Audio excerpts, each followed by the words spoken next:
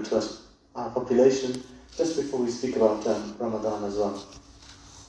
So, if you have a problem which you don't think is an emergency, you think is just a problem that is a pain somewhere which has kind of been lingering for many months, or a problem which you're just worried about, you can always go to see someone called a GP, which is a general practitioner. This is a doctor. They are often the first point of contact, meaning they're the first person you may see for a problem. They can manage short-term conditions, but also long-term conditions as well.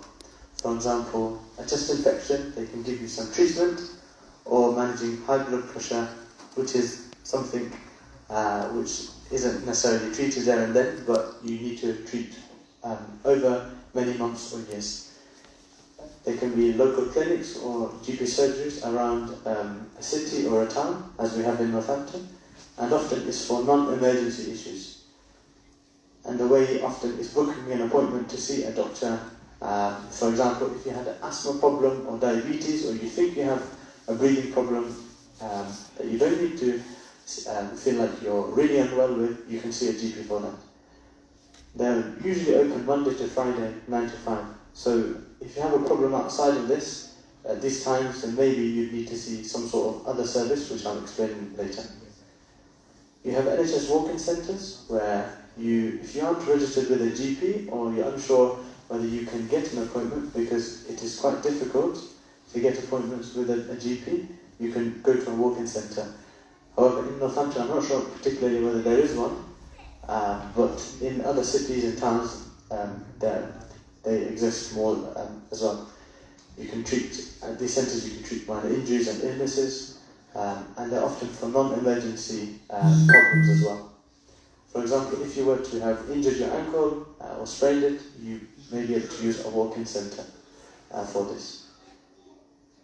So as I mentioned, if you have a problem which you think you need to see a doctor or a GP for, however it is outside of the 9 till 5 normal working hours on a Monday to Friday, you can go to an out-of-hours service.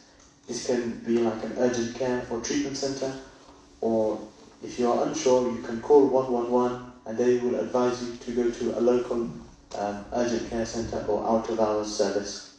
For example, if you develop throat infection, you think you have a throat infection, you can call 111, and if it's after like 5 p.m. or if it's like 9 p.m. or on a weekend, you can call 111 and they will advise you where to go. So as I mentioned, those type of problems, often you do not need to use accident and emergency, but if you have a severe life-threatening problem, for example, you have severe chest pain, you have difficulty breathing, you feel very unwell or drowsy, you can use accident and emergency, which is in a hospital. And obviously here we have accident and emergency at Northampton General. And so again, this is treating the most serious of conditions. But if you are worried, you can always call 999 or 111, and you can use the service 24/7, 7 days a week. So this is just a brief explanation of how healthcare works in the UK. I hope this helps, and just so then the population are more aware, we thought it would be something good to cover, inshallah. So just regarding Ramadan and health, I thought I would address a few things regarding medications and blood tests in Ramadan, because a lot of our population take medication and probably have blood tests or monitoring or needing blood tests. So I thought I'd come from it and address it from a medical point of view. I will touch upon the rulings, but in no way am I a scholar or do I have the credibility to say that the fiqh behind some of these rulings. So I'll just use the best resources possible and as credible sources as possible. So regarding a blood test. So a blood test while fasting does not break the fast. Blood tests can be important, especially if you're, say for example, you go to hospital in Ramadan and you're still fasting and you have an infection or a problem, then if you are told that you need a blood test, there will be no harm in having a blood test. It will not break your fast. Sometimes if you are on certain medications which your doctor has started you on, they may recommend you having a blood test.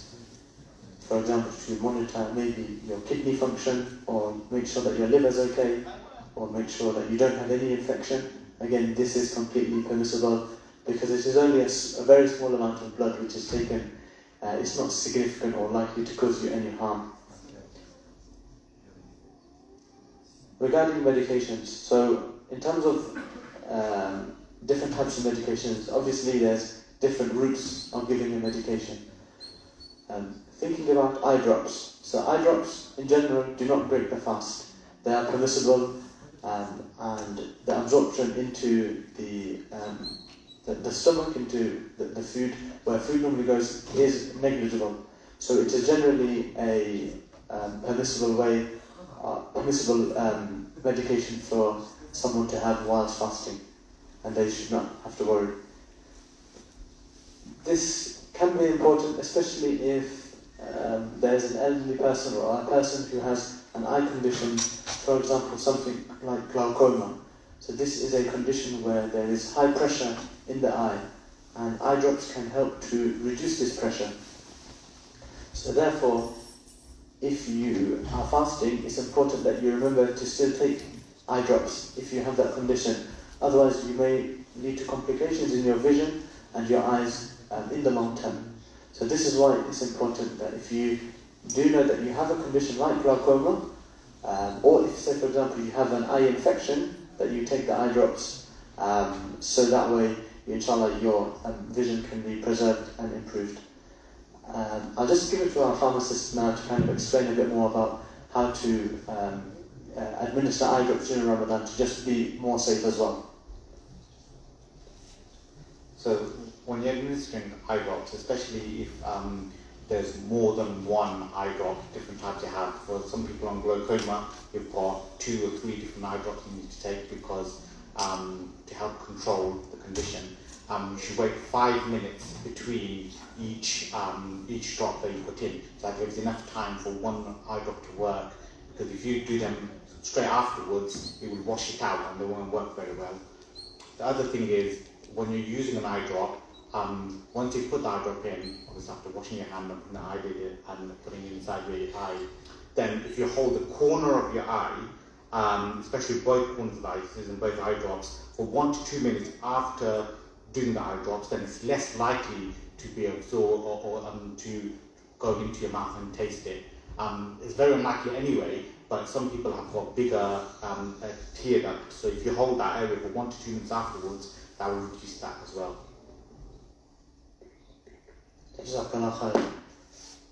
Regarding inhalers, so inhalers are often aerosol or very small particles which are formed like a spray. So these aren't necessarily ingested into the stomach, but go into your lungs, which is your airways. So as a general rule, inhalers are permissible and they do not break the fast. Again, this is important because in our population we have a lot of people who have asthma, which is a long-term condition which affects their breathing, and we also have a lot of people who unfortunately smoke and have a condition which is called COPD. And these are 2 conditions which are really important to control with inhalers because they help to prevent infections, help to prevent complications, and therefore it's important that any people who do have these conditions know that they can take their inhalers whilst fasting to help prevent them becoming more unwell. So yeah. If you are cautious with your inhalers, a lot of them are 1 or 2 a day, so you can still do them suhoor and sahur time. So that's still an option. Also depends on how good your control is with your condition.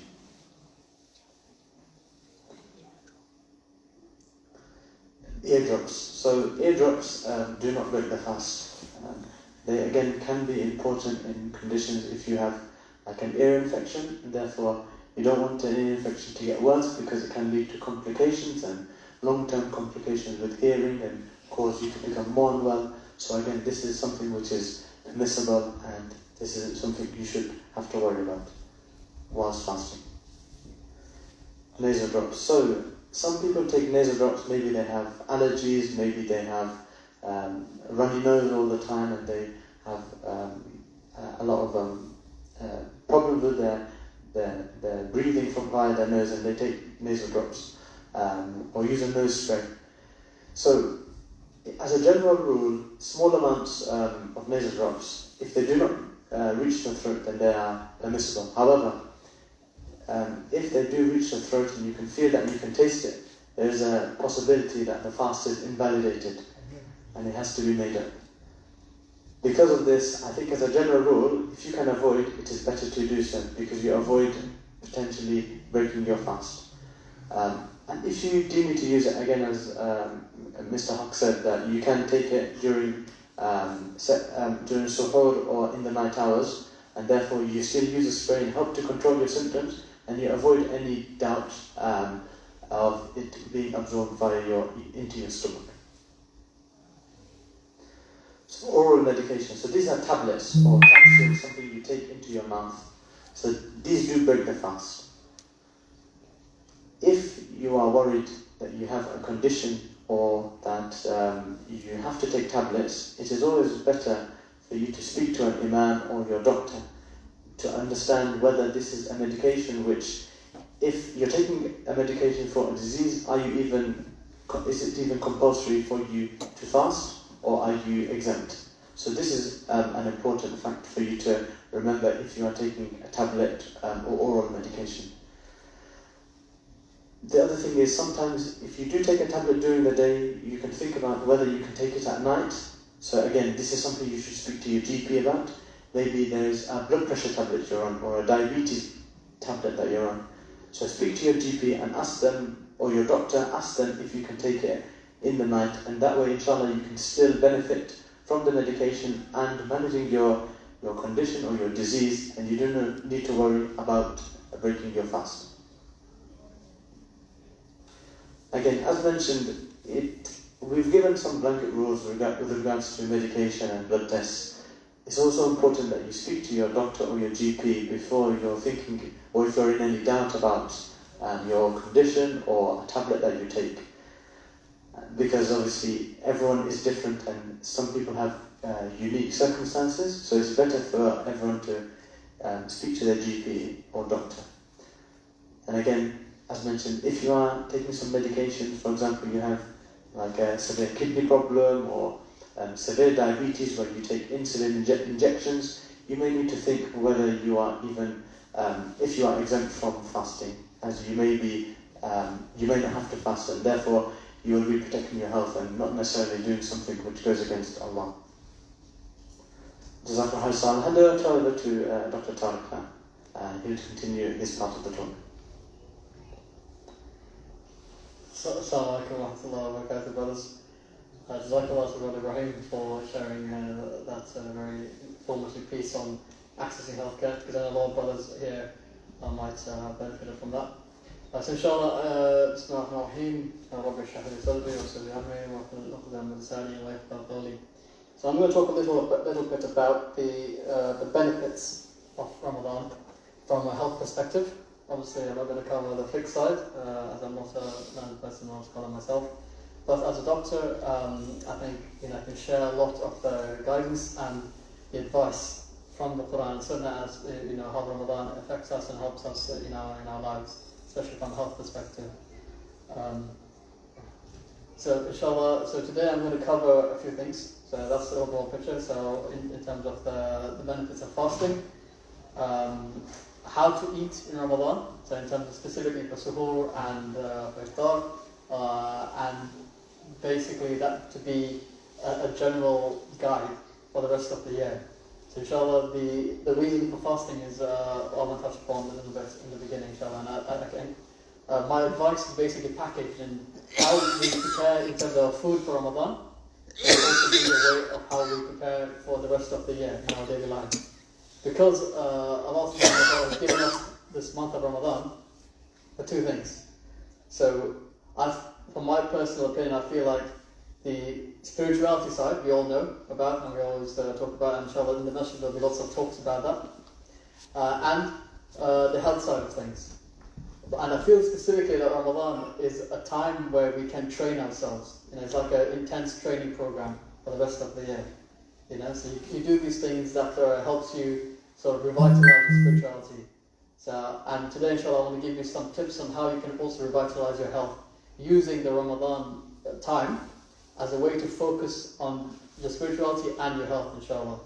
And of course some general health guidance, coming from established medical evidence as to how you can then have a generally good lifestyle and good diet as well.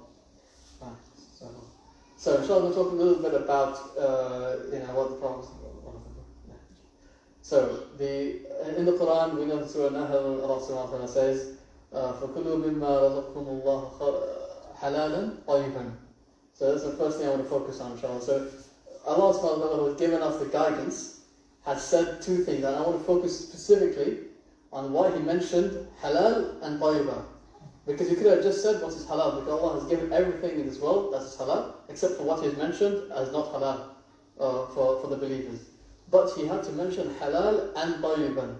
So it is what's wholesome, what's good. There are different interpretations. People who speak Arabic will have a better understanding of that, but it's wholesome, what's good for you. Right? So it has to be halal. So inshallah in my talk I'll talk when it comes to healthy eating, etc. I'll talk about why it's important to eat the right things and in the right amount. So that is, as today's medical evidence, it shows that preventing disease, a lot of it is to do with your diet, what you eat and how much you eat. So we all know that processed food is bad for you. So things from coming from the freezer, coming from this ready-made stuff, coming in packets, fast food, junk, etc. We know it's bad for us. But we don't need the dietitians to tell us, because Allah subhanahu wa ta'ala has told us already. He said, eat from what is halal and what is good. Because what is good, the goodness in it, is for you to improve your own health. So an example is rice is halal for you, right? But if you eat plates and plates of rice every day for days and days and months and years, eventually you'll get diabetes. That's the biggest cause of diabetes, diet and lifestyle, so what you eat. And subhanAllah, we know now from medical evidence that is the reason. Of course, there are certain types, like Brother Ibrahim mentioned, like type 1, which you can't control, but there are very few percentage of that in the general population. Most people who get diabetes later on in life is because of what they've been eating and what they've been living like, inshallah. So I just want to talk about the hadith Muhammad mentioned as well. It says, sufficient for any son of Adam are some morsels to keep his back straight. But if it must be, then 1/3 for food, 1/3 for drink, and 1/3 for his breath. So Prophet ﷺ is, I think, our primary nutritionist. He's given us the best advice on food. If you forget about all this advanced stuff that GPs tell you, dietitians, everyone tells you, I'm sure any of you will be in contact with them, it is simple advice. Portion control. How much you eat and what you eat is going to be determining your overall health, inshallah. So, just to cover a few of the obvious benefits that we know, right? And like I was saying, the Ramadan is a period where you are intensively training yourself. You're training yourself spiritually with the Taraweeh prayers and with the Tahajjud and Qiyam and all these things, and you're giving your body a rest and training it in terms of your gut. You're giving your gut and your digestive tract a rest for a period, allowing it to recover. So when you're not eating, your body is recovering. So you're detoxifying your body. When you detoxify your body, there's so many benefits from that. So your metabolism, and these are all established evidence as well. You improve your metabolism. You lose weight. And if you're not taking in a lot as what you would normally do, you're reducing all the things that you are, like cholesterol, like sugar. So your body is now, taking a break from these things, and that allows it to recover itself, to regenerate.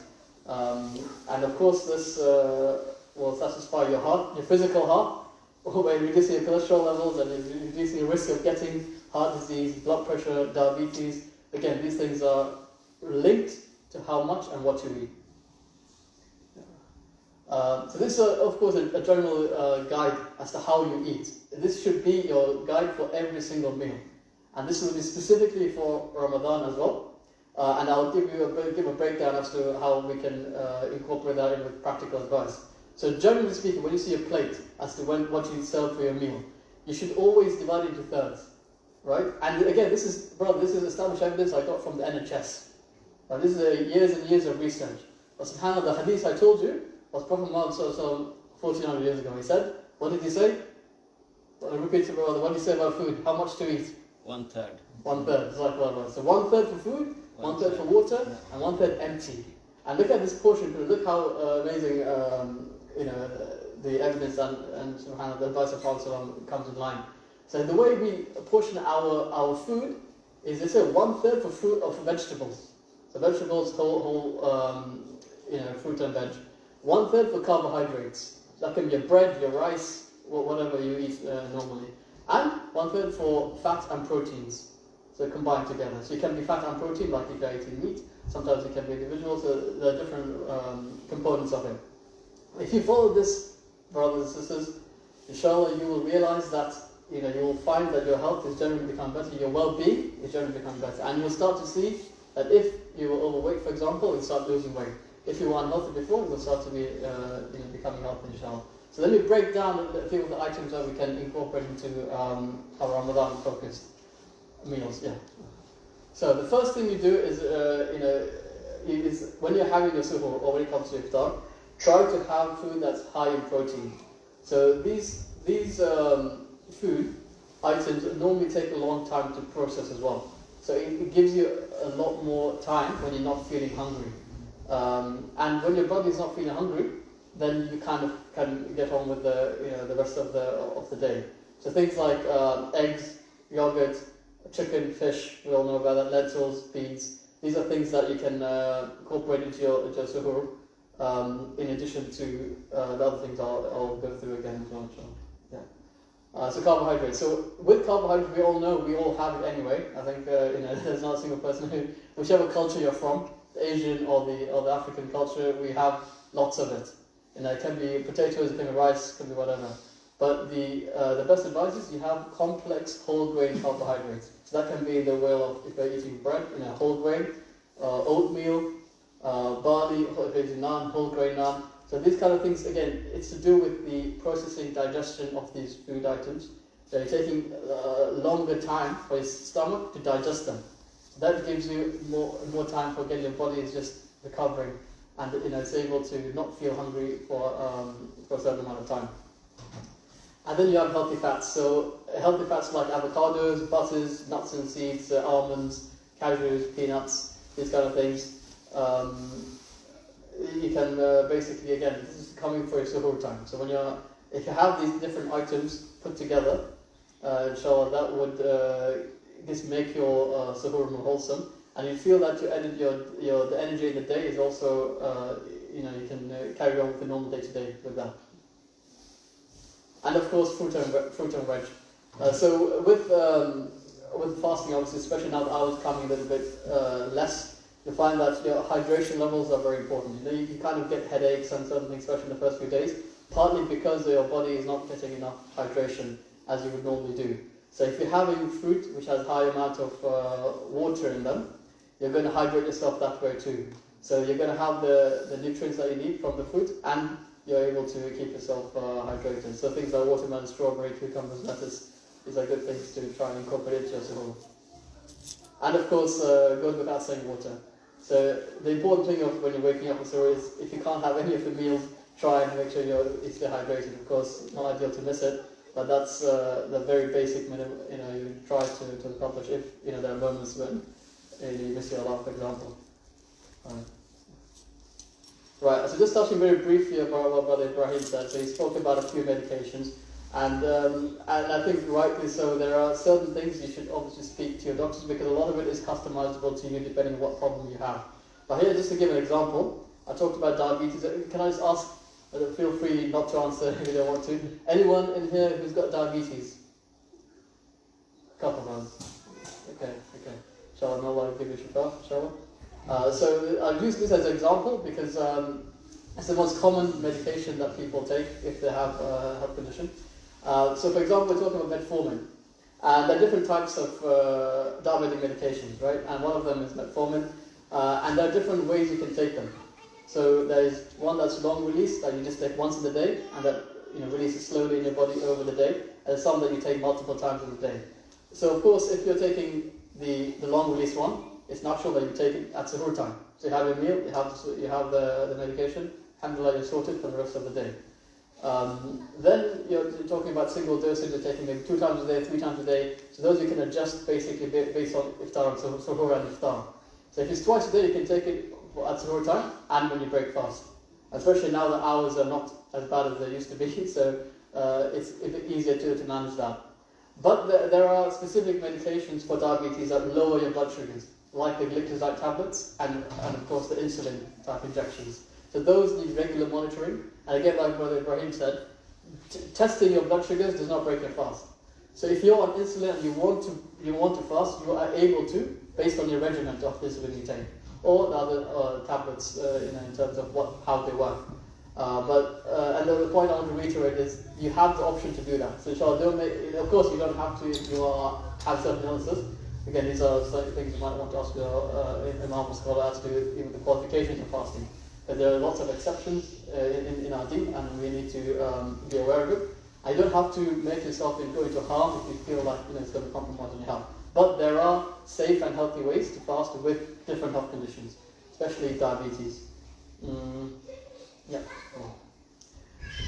Again, so as I said, Ramadan is going to be a preparation time for you guys to prepare, revive yourself spiritually, and use this opportunity from the advice we've hopefully given, try and incorporate into Ramadan that you can also take from your normal meals, from your normal life after Ramadan as well, till the following Ramadan, inshallah. So of course, the 4 things that you should really focus on is mindfulness, and hopefully you'll do a lot of that during Ramadan with the salah, taking time out of to work, if you're home to pray, come to Tarawih. Sleep is very important. Make sure you get good sleep. Alhamdulillah, again, the advantage we have here is now the timings are better for us between Isha and Fajr, so people can come to Tarawih and make sure you still get and wake up to suhoor with enough sleep. Nutrition, we talked about that, and exercise. Again, that's something that's very important. Of course, we might not be doing as much in Ramadan, but it's important that you do some activity. It is not a moment for you to just stay in your bed because you're not eating all day, every day, right? That's not what Prophet gave the prescription of Ramadan to us. He gave us 4 normal activities as well. So with exercise, we want to reduce it. So at certain times, of course, you won't be fasting when you're not eating. So the times after iftar or before suhoor, at certain times you can still do some activity over a week. So a few take-home messages from today, from myself. Use Ramadan to build up good eating habits and good habits in general. Don't eat till you're full. Remember the rule of the 1/3. Eat wholesome and eat a variety of food, including fruits and vegetables. Less junk and less processed food. Exercise regularly, even in Ramadan. Light exercise, obviously. And speak to a doctor if you're fasting or if you have diabetes or any other condition that requires tablets, and then you can adjust them. And bear in mind, it's not, I'm sure some brothers who have been involved with specialists would know that it's not just the GPs as well. So if you are under a diabetic nurse or a diabetic specialist, they too can advise you. We can contact them anytime. So if you're under a specialist, you can contact them through the contact details they would have given you. So don't feel afraid to contact them, because a lot of this training is also given to doctors who are working in the NHS about Ramadan. So a lot of them are familiar with it. They can advise you if they have any questions specifically to your medications or to your condition. Jazakallah, brothers, for listening. We will take questions overall. Brother, you have just going briefly about medication again. As I was saying that your GP will know your condition best in terms of especially if you're on complex medication and adjusting them. If you're on stable medication, and if it's twice a day, a lot of times you can split it with Stelpil and Sefli. The other thing is, if you have medication at home, look at the packet. A lot of times they will have labels on how to take it, especially if you have to take it on an empty stomach or not. So the medication, so sometimes like lansoprazole, a lot of people take for gastric issues. And also levothyroxine, you should be taken on an empty stomach to work better, or else you get half the benefit or less. So these ones, if you're having it after breaking your fast, you might want to wait a few hours before having them, and then they will work better. So they're the 2 most common ones. Other people might be taking a tablet to help strengthen your bones once a week. Some people take that. It's called bisphosphonate or andronic acid. This one's very important, taking the full glass of water and sitting or standing for half an hour afterwards, because it can irritate your throat. So again, that's also an empty stomach, so you'd have to time that after eating or before eating. For example, waking up maybe half an hour extra early to have that, if you're going to have that as well.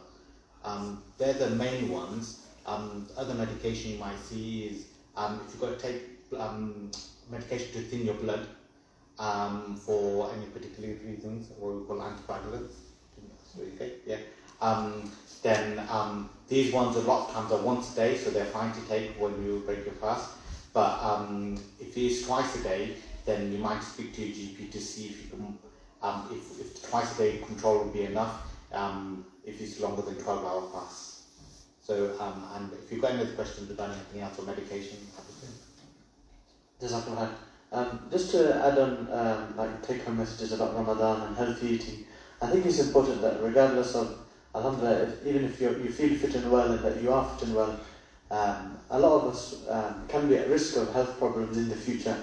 So we should do our best to even start now in Ramadan, even when we're in good health, to think about better health habits, and more importantly, rather than trying to think about making big changes, try to make very small changes, even if it's like one less biscuit a day, or one less spoon of sugar in your tea 1 week or for a month, and then just gradually reduce it, because these are more likely to be the long-term, what we call sustainable changes, and you'll see better benefit, and you'll see that you're more likely to carry this out in the long term rather than trying to go on a very strict diet and lose a lot of weight really quickly, and then you may end up losing all your progress because you something called a crashing, where you just start binge eating again. So I think this is important for a lot of us who are healthy to think about, even if we can't see that on our insides, we can't see the effects that some of these processed foods may be having, they will still be affecting us. So we should think about it that way for our fit and healthy population as well in our community, especially because a lot of us are the Bain community. We are at high risk of diabetes. We are at high risk of high blood pressure, which can lead to diabetes and heart attacks. We are at high risk of heart attacks. So therefore it's important that we bear this in mind for us all, and inshallah we can use Ramadan as a good boost for us to use for the rest of our lives and for the rest of the year really, to improve our diet and improve our physical exercise as well. Of course, I'm not saying that we have to do a lot of exercise, but just to use it as a life event for us all, to think that we can become more fitter, do more exercise, and improve our health. So Jazakallah khair. So I think we'll take questions from both the brothers and if there's any sisters. So if anyone has any questions, they can put their hand up, and then even if they don't want to speak, they can ask. I'm sure Brother Kalia can come around and he can hear if anyone's got any questions. So if there are any questions, please do feel free to put your hands up, or even if it's not a question, if it's just a generic advice. And if there's any information, anything that the community or anyone here wants to tell us as well, we're more than happy to listen. So Jazakallah khair. I'll leave it, and I'll look around now if there's any questions or anything. Uncle. Yeah. Alaikum assalam wa rahmatullah. As a diabetic patient, can you give a blood test for the blood? So blood to give blood for the test. Yeah. For the finger prick? No. The actual blood test? Yeah. So that is generally okay. Yeah, that is okay to have a blood test whilst fasting. Okay. That should be okay. Is it the HbA1c blood test? I think they do once a year they do test the blood. Yeah, that should be permissible, because it is only a very small amount taken from the body. It shouldn't be a significant amount to cause any harmful effects to the body. So it should be fine, inshallah, to have that diabetic monitoring via a blood test in the month of Ramadan. Right, yeah. Assalamu alaikum. And after suhoor, most of us sleep, go back to bed and sleep. So how that's bad for we sleep after You have to after school. okay. So how can this affect our health? Yes, so it's a good question, Zakir, for asking that. And the question he asked was, after suhoor you go to sleep, and obviously sleep is also minimal in Ramadan. And like you said, brother, sleep is a very important part of your overall health, right? And so is food.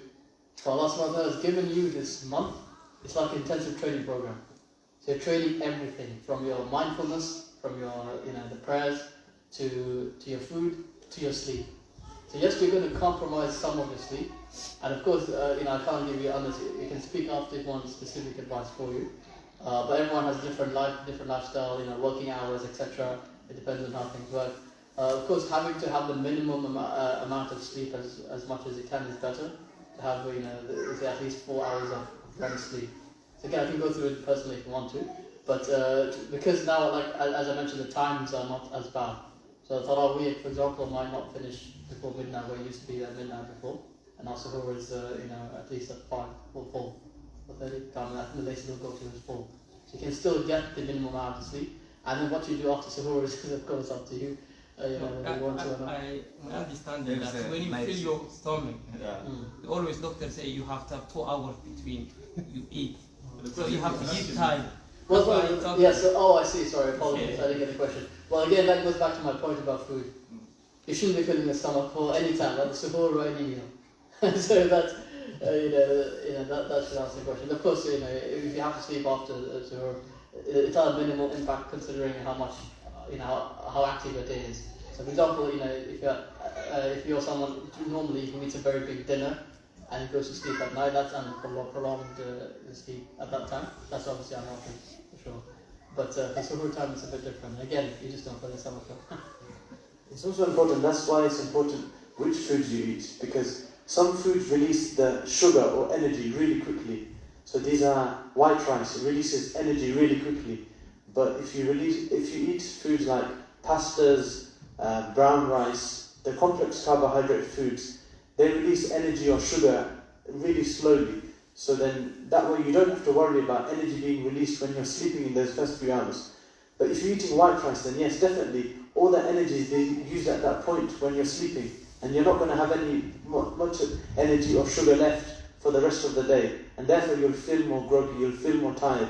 So that's why it's more important that at suhoor we choose our suhoor wisely, choosing slow release carbohydrate foods as mentioned, to help prevent that all the energy being used, because we are going to inevitably be sleeping straight after suhoor. So that's why that's really important, and that's a really good point, to be honest. So I think that's one of the ways that we can avoid having that problem, by making sure that we have slow release carbohydrate foods. As mentioned, brown rice, pasta, brown bread, these type of foods are a lot better, and then you'll feel a lot better during the day, and not as much energy or sugar is going to be released whilst you're sleeping, and more is going to be released throughout the rest of the day. Jazakallah.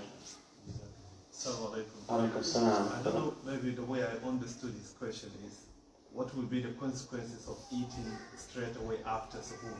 Like immediately you make the suhoor, you do the prayer, you go to bed. Can that increase maybe the possibilities of maybe your tummy getting bigger, or you getting reflux back, or other complications? I think this is your question, eh? Yeah, risk for risks, yeah. What are the risks for eating immediately after suhoor or something? all that. Belly. All that. all that. I think there is so the general advice is just to try not to go to bed immediately after eating. Yes. Give some time, at least an hour or two after you eat. That's why it's important you go for the Fajr prayer. Don't do suhoor at home and go to bed. Yes. When you come to do Fajr prayer, you do some exercise. And maybe after the Fajr prayer, stay and do some Quran, maybe half an hour, 1 hour, and do something a little bit, then maybe go back to bed. That would be more beneficial.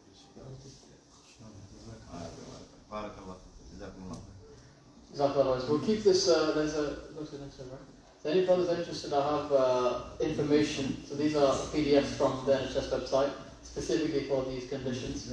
So you can take your camera and you just stand up and sort of stay on your phone. So just information about, again, a lot of things what we discussed about about blood tests if you're diabetic in Ramadan, about eating, about medications. So if you guys want to scan them, it'll be on your phone as well. So something to take away as well for that. About the diabetes, what is the risk? No. Risk area for diabetes. Diabetes. Is it the risk factors? What causes? No. The blood test. The blood range. The range. Yes.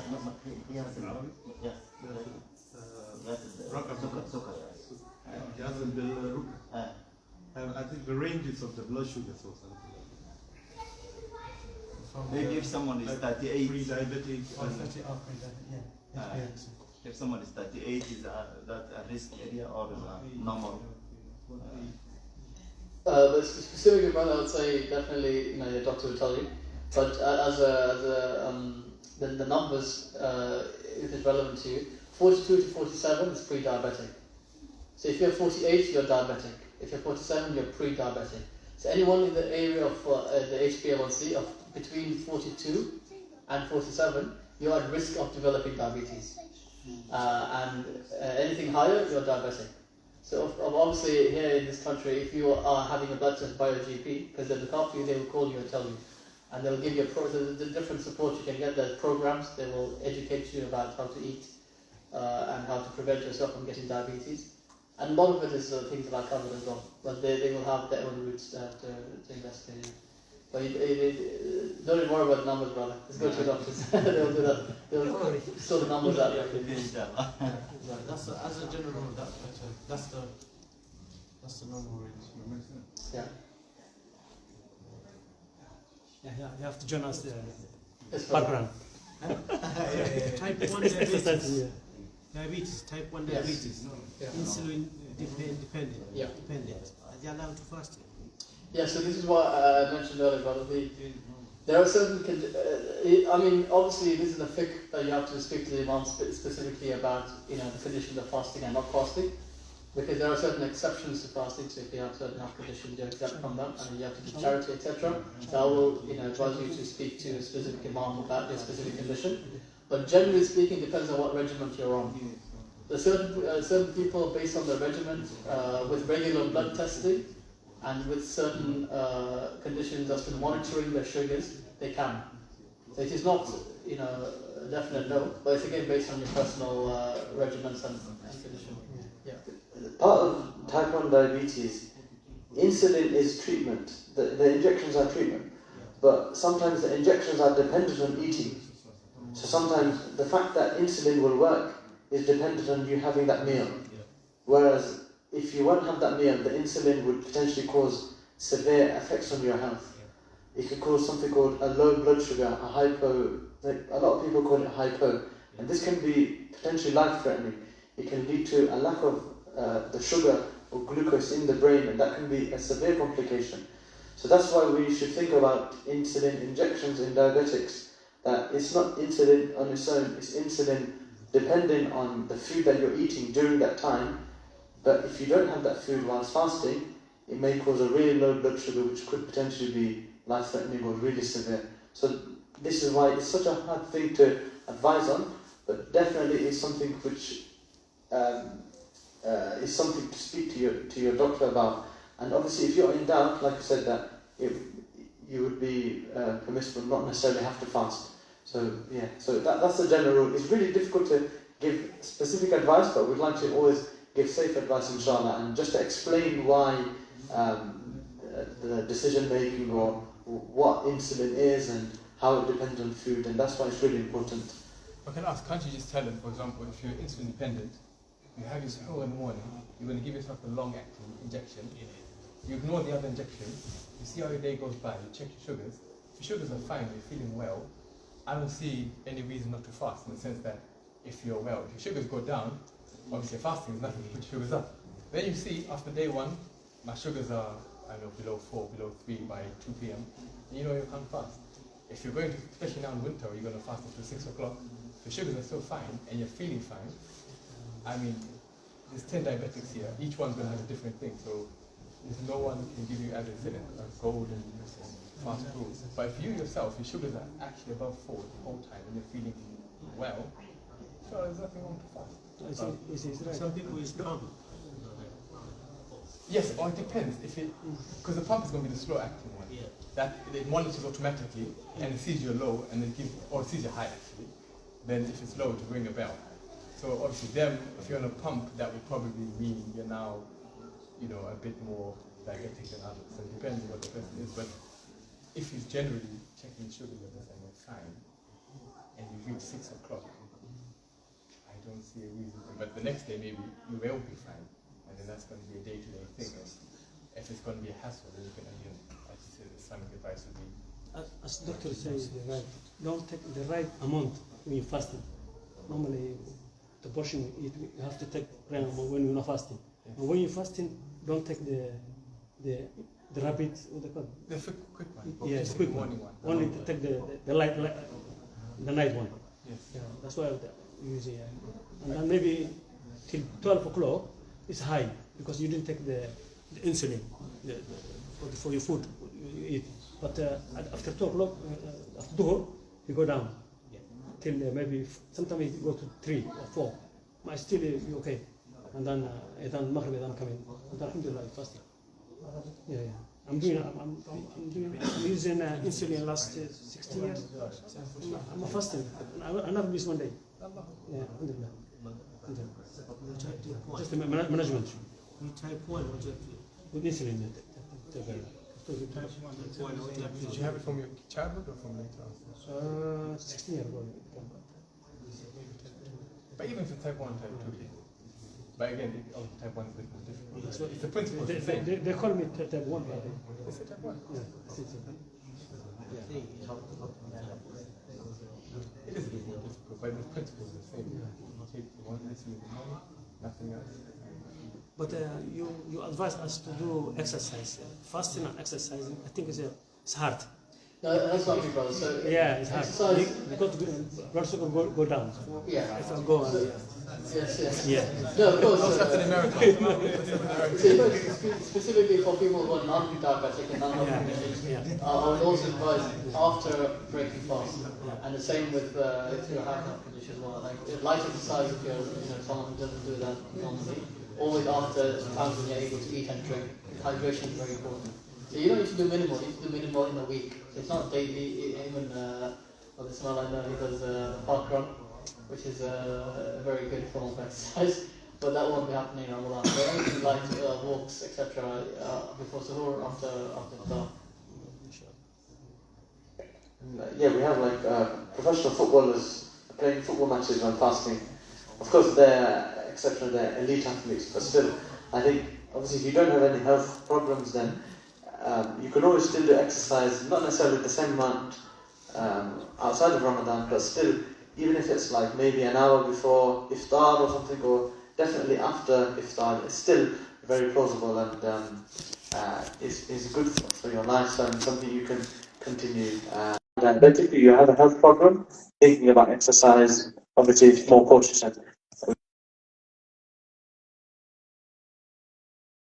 If you want during iftar time. Then take on sisters. Thank you, sister. You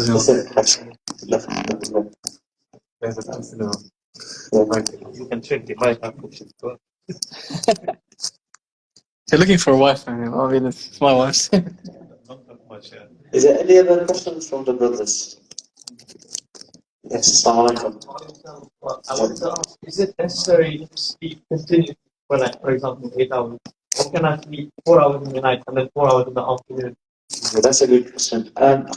So we have something called diurnal variation. So this is, our bodies have something called a body clock. So this body clock is affected by hormones, and these hormones are released at certain times of the day. They're affected by sunlight. They're affected by lack of sunlight. So the best advice